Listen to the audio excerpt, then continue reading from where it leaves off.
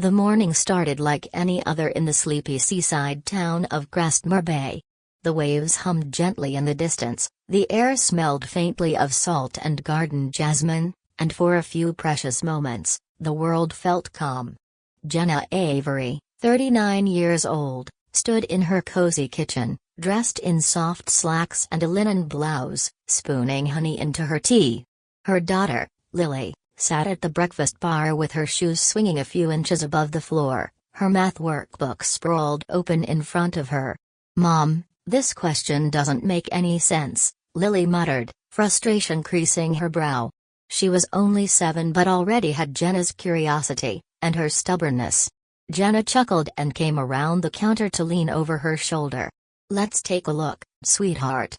Lily had her father's dark curls and Jenna's amber eyes. Ever since the divorce 3 years ago, it had just been the two of them. But that was enough. Their days were filled with routines, school drop-offs, work deadlines, and weekend baking disasters that left flour in every crevice of the kitchen. Jenna was a marketing strategist for a wellness brand, mostly remote, but this week was different. She was scheduled to speak at a major industry conference in Berlin. A week-long trip, the first she'd taken without Lily since the divorce. "I wish I could go with you," Lily had said the week before, her voice small and hopeful. "I know, baby," Jenna replied. "But you're going to have so much fun with Grandma Elaine and Aunt Marcy. You'll have pancakes and movie nights and probably stay up later than you're supposed to." Lily had smiled, but not fully. There was a hesitation behind her eyes. Jenna tried not to let it worry her. Her mother Elaine and her younger sister Marcy had insisted, actually, to take care of Lily while she was away. Elaine lived in a large craftsman-style home on the edge of town, all antique furniture and hydrangea bushes. To anyone else, it looked like the definition of a safe, loving home. But Jenna knew that love could wear a costume. Her mother had always kept up appearances, graceful, poised, the president of the Historical Society and the organizer of half the charity galas in town. But behind closed doors, she was cold. Not cruel outright, just unyielding. Her approval had always been conditional. You were either a polished reflection of her image, or you were a disappointment. And Marcy, well, Marcy had spent most of her adult life chasing attention and nursing resentment. Her failed photography career, her turbulent love life, and her habit of treating Jenna's achievements like personal insults made every family gathering a walk through a minefield. Still, they'd offered. They'd seemed eager. "It'll be good for us," Elaine had said, lips painted in her signature wine red. "Time to bond." "You're always working, Jenna." Jenna had brushed off the snide undertone. She had no choice. Lily needed supervision. And with Jenna's ex-husband away on assignment and no friends able to take a full week off, her options were few. So she packed Lily's little suitcase with care, her allergy-safe snacks, her storybooks, her asthma medication. She printed a schedule, labeled every container, and placed a laminated emergency list on the fridge. On the morning of the trip, Jenna crouched to zip Lily's coat in the foyer of Elaine's house. "Remember what we talked about?" Jenna asked gently. "You take your medicine with dinner, and if anything feels weird or uncomfortable, you tell Grandma or Aunt Marcy, okay?" Lily nodded, her tiny fingers twisting the hem of her sweater. Jenna paused. "You okay?" "Yeah," Lily whispered. I'll miss you." That hit Jenna like a sucker punch. "I'll miss you more," she said, hugging her tight. "But it's just 7 sleeps. I'll call every day. And I want you to tell me all the things you and Leo do, okay?"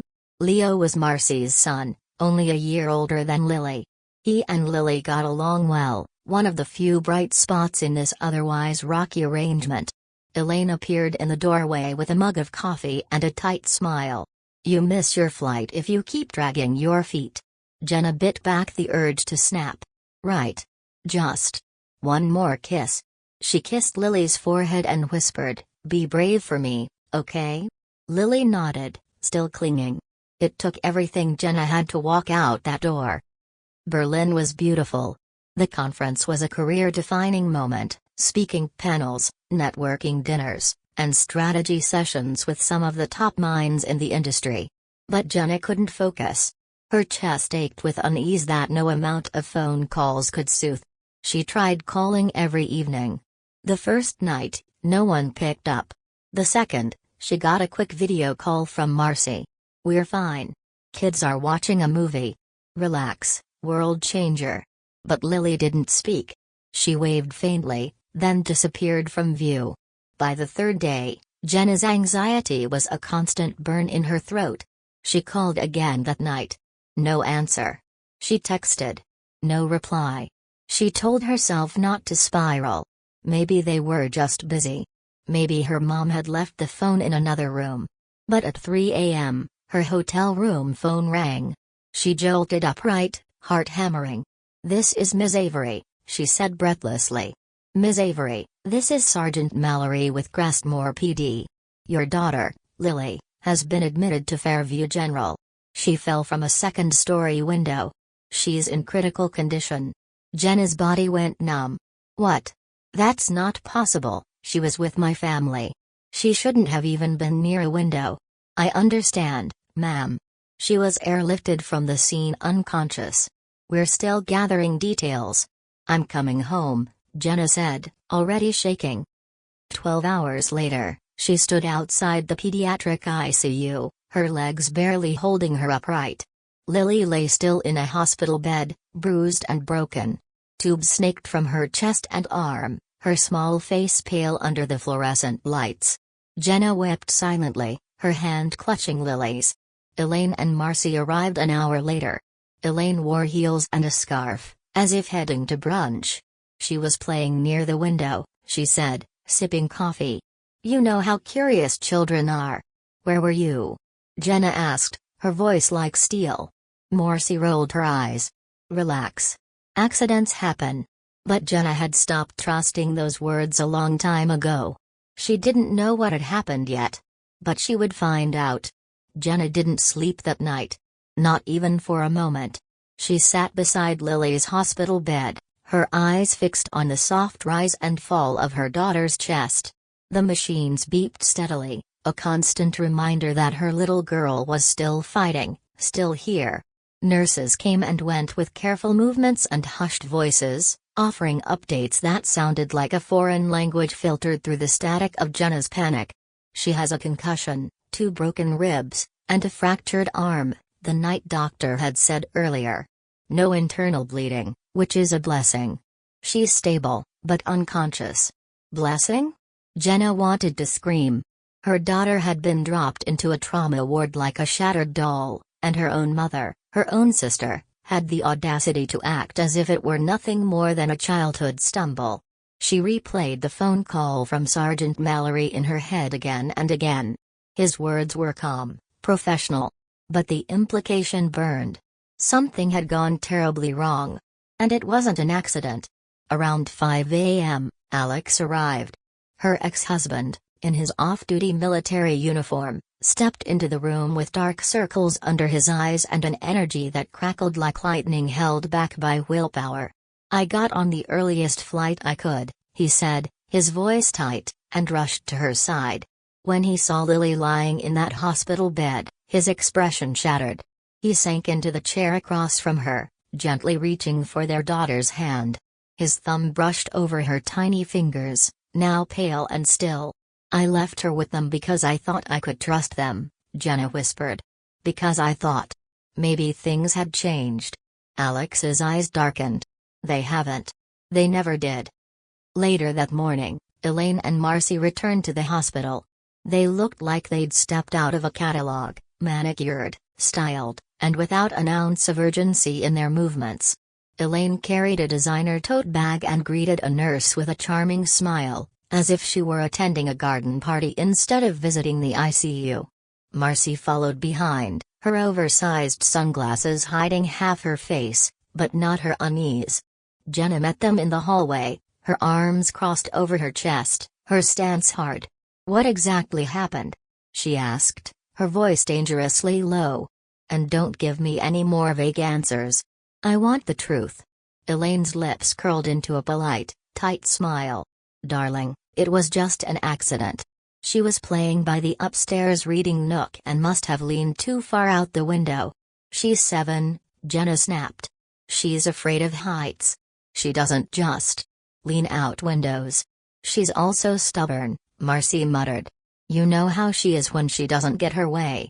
Jenna's eyes narrowed. What do you mean by that? Marcy shrugged. She wanted ice cream. I told her no. Maybe she threw a tantrum, climbed up somewhere she shouldn't have. Jenna cut her off with a glare sharp enough to silence the entire hallway. Stop. Just stop. Elaine reached out, placing a perfectly manicured hand on Jenna's arm. Emma. Jenna jerked away. Don't call me that. You lost the right to talk to me like a mother the moment you let this happen. Elaine's lips pressed together, but she said nothing. Jenna turned away, but not before catching the flicker of something in Marcy's eyes, guilt, or maybe fear. Back in Lily's room, Alex stood by the window, arms crossed, watching the gray clouds drift past. They're lying. I know, Jenna said, quietly sitting beside Lily again. But I can't prove it. Not yet. Alex glanced back. Then let's find someone who can. By noon, Officer Mallory returned to the hospital. This time, he wasn't alone. With him was Detective Rena Santos, a no-nonsense investigator with sharp eyes and a quiet intensity. We've had a few calls about this case already, she told Jenna and Alex in the family consultation room. Medical staff flagged it as suspicious. Kids don't fall out of windows with that kind of trauma unless something is very wrong. Jenna swallowed hard. Can you talk to Leo? Marcy's son. He was there. Santos nodded. Already arranged. We've got a child psychologist and a CPS advocate ready. If he saw something, we'll get the truth. Jenna blinked rapidly, tears rising again. This time, not from fear. From hope. 2 hours later, Leo sat in a quiet room down the hall with Detective Santos and a soft-spoken counselor. Jenna and Alex were not allowed inside, but they watched from behind the one-way glass. Leo looked small in the chair, his knees pulled up toward his chest, his fingers picking at the hem of his shirt. He looked scared. Hesitant. Then he spoke. And Jenna's world began to unravel, again. I told them I'd do it, Leo whispered. Clean the leaves. Grandma was yelling because the water from the gutters was splashing on her front porch. She said it was disgusting. That Lily needed to learn some respect. Jenna's hand flew to her mouth. She said if Lily didn't help around the house, she wouldn't get dinner that night. And Marcy was mad too. She said Lily was spoiled. Detective Santos leaned forward slightly. Did they make her go outside? Leo nodded, his voice cracking. They told her to climb the ladder. Said it wasn't a big deal. Lily didn't want to. She was scared. But they kept yelling. Jenna turned away from the glass, her body shaking. She climbed, Leo whispered. And then she slipped. I saw it. I tried to grab her leg. But she fell. The room went silent. She didn't move. I screamed. And Marcy ran outside. She started panicking, but Grandma told her to be quiet. She said, we just tell people Lily climbed up there on her own. The counselor reached over and gently placed a hand on Leo's back. You did the right thing, she said. Behind the glass, Jenna collapsed into the chair, sobbing. That evening, just as the sun began to dip behind the hospital parking garage, 2 officers in full uniform arrived on the ICU floor. They walked with purpose down the hallway and stopped at the visitors' lounge, where Elaine and Marcy sat sipping lattes and scrolling on their phones. Elaine Granger. Marcy Granger, the lead officer said, loud enough to freeze the room. You are both under arrest for child endangerment, abuse, and delaying emergency medical response to a minor. Elaine blinked, her mug trembling slightly. Excuse me? Marcy stood, knocking over her drink. This is a mistake, Leo must have misunderstood. Jenna stepped into view from Lily's room, her face calm. Controlled.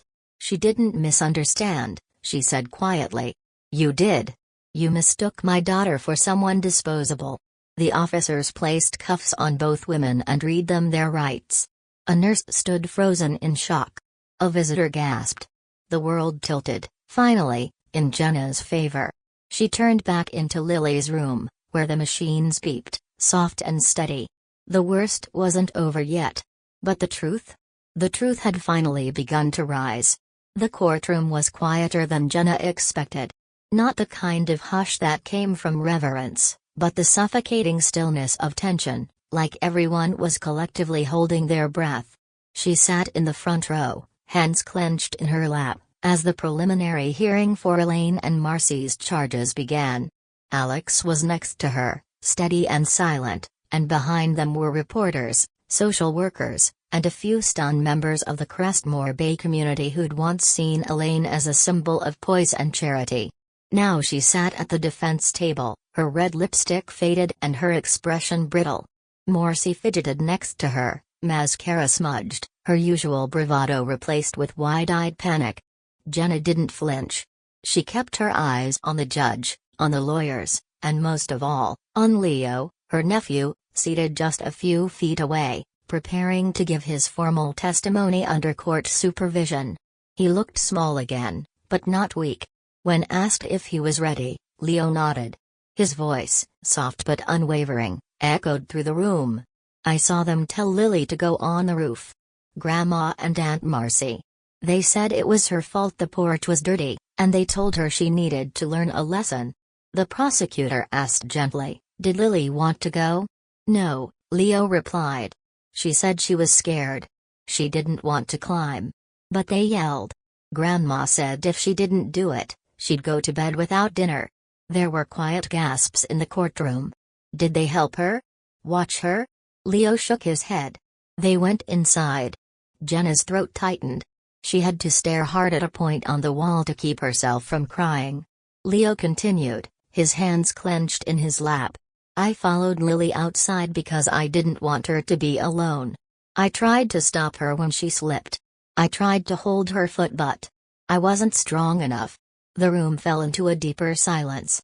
"After that," he whispered, "Grandma told Aunt Marcy not to call the ambulance right away. She said we needed to wait. That we'd say Lily climbed the roof without permission." Jenna could barely breathe. "But Leo." Leo was still speaking. "She told me not to tell anyone. She said if I did, I'd never see Lily again." Outside the courthouse, the wind was brisk and sharp. Jenna stood by the stone steps, eyes closed for a moment against the sun, breathing deeply. Alex stood beside her, arms crossed. "He did something incredibly brave. He did," she said softly. "He told the truth when adults wouldn't." Jenna glanced over her shoulder as Elaine and Marcy were escorted out of the courthouse in handcuffs, faces hidden behind sunglasses. The whispers from bystanders rose like a tide, but Jenna didn't react. Justice wasn't loud. It didn't come with applause. It came in voices, small, trembling voices, refusing to be silenced. That evening, back at the hospital, Lily stirred. Just once.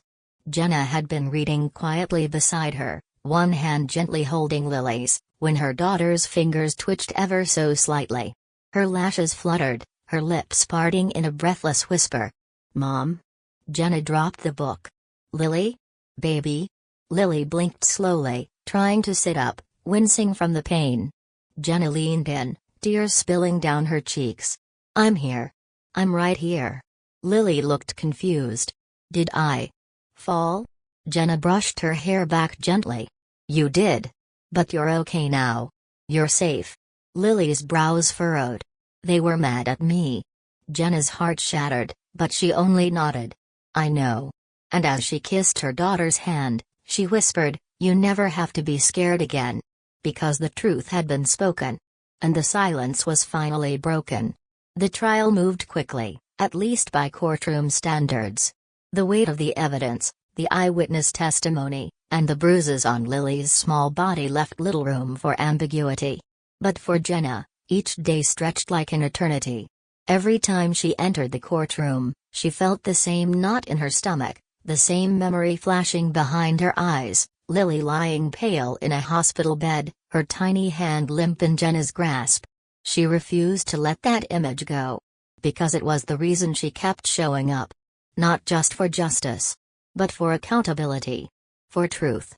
Elaine sat with her arms folded through most of the proceedings, her face tight and expressionless. She wore expensive suits and carried herself like the courtroom was beneath her. Marcy, on the other hand, unraveled more each day. Her eyes were constantly red, her hands shaky. Once, Jenna saw her mutter to herself while clutching a tissue soaked with mascara. On the fourth day of testimony, Jenna took the stand. She had never been more composed in her life. "I trusted them," she told the courtroom. "They were my family. I handed my daughter over to them because I believed, on some level, that blood would mean protection. But it didn't." Her voice didn't crack. Her hands didn't tremble. "What happened to my daughter wasn't an accident. It was punishment. It was control. It was cruelty dressed up as discipline." She looked directly at Elaine and Marcy then. "You didn't just hurt Lily. You made her believe it was her fault. And that is something I'll never forgive." When Leo's pre-recorded video testimony played, the courtroom was silent. His small voice filled the room with a gravity no adult could have carried better. There were audible gasps when he described the threats, the yelling, the delay in calling for help. Even a few jurors wiped their eyes. No one doubted him. Not anymore. The prosecution rested with a quiet confidence. The defense tried to spin the story, arguing that Elaine and Marcy had simply panicked in the moment, that they never meant for Lily to get hurt. That it was a misunderstanding. That they loved her. But Jenna knew the truth: real love doesn't need to be defended with lies. On the final day, the judge addressed the court. His voice was low and even, but firm. "Elaine Granger, you have been found guilty of child endangerment, reckless negligence, and obstruction of emergency assistance. You are sentenced to 8 years in state prison, with no eligibility for early parole. Furthermore, you are permanently barred from unsupervised contact with minors." Elaine closed her eyes. Just for a second. But it was the first sign of emotion she had shown throughout the trial. "Marcy Granger," the judge continued, "you are found guilty of coercion of a minor, criminal negligence, and willful failure to protect a child in distress. You are sentenced to 5 years in prison, and your parental rights to Leo Granger are hereby terminated." Marcy sobbed aloud, her entire body trembling as she collapsed into her lawyer's side. "No, no, please. Don't take him from me. He's all I have." The judge's voice did not waver. "You had him. And you failed him." Outside the courthouse, reporters swarmed, cameras flashed, and the crowd buzzed with commentary and speculation. But Jenna didn't stop to speak. She walked straight through them, head held high, Alex by her side. When someone called out, "Do you feel justice has been done?" she paused, just briefly. "I feel my daughter is safe now," she said. "That's all that matters." The days that followed were filled with quiet healing. Lily was transferred from the hospital to a private pediatric rehabilitation clinic just 10 minutes from Jenna's new home. The house was small but cozy, painted soft gray with wide windows that let in warm light. Alex had moved into the guest house out back, helping with daily routines and therapy appointments. They didn't call themselves a couple again, at least not yet, but they functioned as one. They cooked together, took turns helping Lily with stretches and medication, and shared glances that said everything they didn't know how to put into words. Lily's therapy was both physical and emotional. Her left arm, still wrapped in a brace, was healing well. Her ribs were less sore.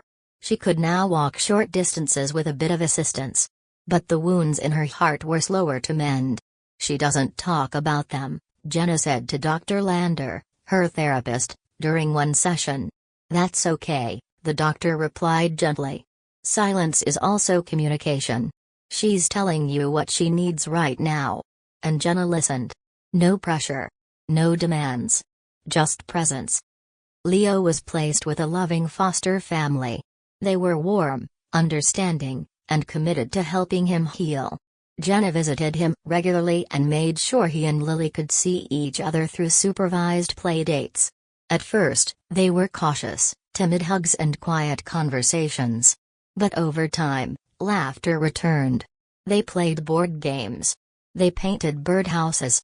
And slowly, their bond, born in trauma, became a bridge toward healing. One rainy evening, Jenna sat by the fireplace reading as Lily dozed off in her chair nearby. The soft crackle of logs and the faint breathing of her daughters soothed her in a way that no court ruling ever could. Alex walked in with a mug of chamomile tea. "She's starting to smile more," he said softly. "She's starting to trust again," Jenna replied. He handed her the tea. "And so are you." Jenna smiled, tired but full of something new, hope. A week later, a letter arrived from prison. It was from Elaine. Jenna didn't even open it. She simply set it in the trash. Some voices didn't deserve to be heard again.